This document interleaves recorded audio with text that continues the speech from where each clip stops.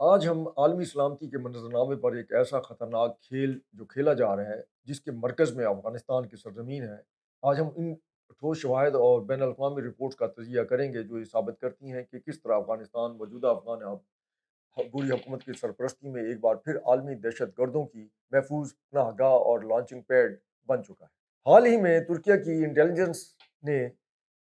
ایسی بڑی کامیابی حاصل کی ہے جس نے طالبان حکومت کے دعووں کے پرکھچے اڑا دیے ہیں۔ اناتولیہ نیوز ایجنسی رپورٹ کے مطابق ترک انٹیلیجنس نے احمد قزاقی کو گرفتار کیا ہے، قزانچی شاید اس کا نام ہے، جو داعش خراسان میڈیا چیف تھا۔ سب سے اہم بات یہ ہے کہ یہ دہشت گرد افغانستان کی سرزمین پر بیٹھ کر نہ صرف اپنی تنظیم کا پروپیگنڈا چلا رہا تھا بلکہ عالمی سطح پر دہشت گردوں کی بھرتی اور تربیت کا ایک وسیع نیٹ ورک بھی آپریٹ کر رہا تھا۔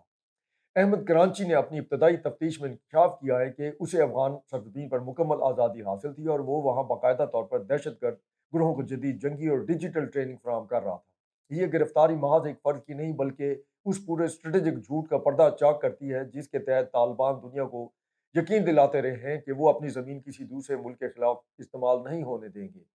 ناظرین، عالمی سیکیورٹی کے ماہرین اس صورتحال کو 9/11 سے قبل کے افغانستان کے ساتھ تشبیہ دے رہے ہیں۔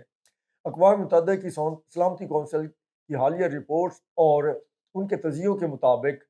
یہ پوری جو دستاویزات ہیں ان کی طرف سے جو شائع کی گئی ہیں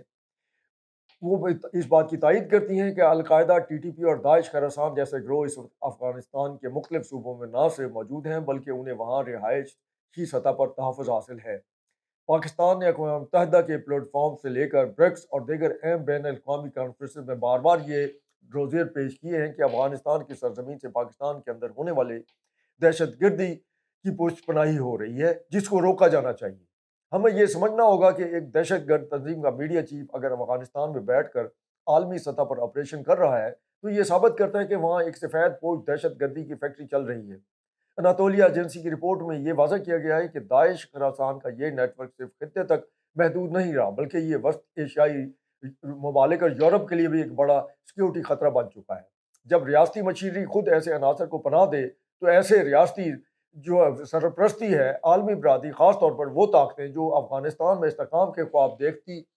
رہی ہیں، انہیں اب یہ سمجھنا ہوگا کہ جب تک افغانستان کی سرزمین سے ان دہشت گرد نیٹ ورک کا خاتمہ نہیں کیا جاتا تب تک نہ تو پاکستان میں امن قائم ہو سکتا ہے اور نہ ہی دنیا دہشت گردی کے اس ناسور سے محفوظ رہ سکتی ہے۔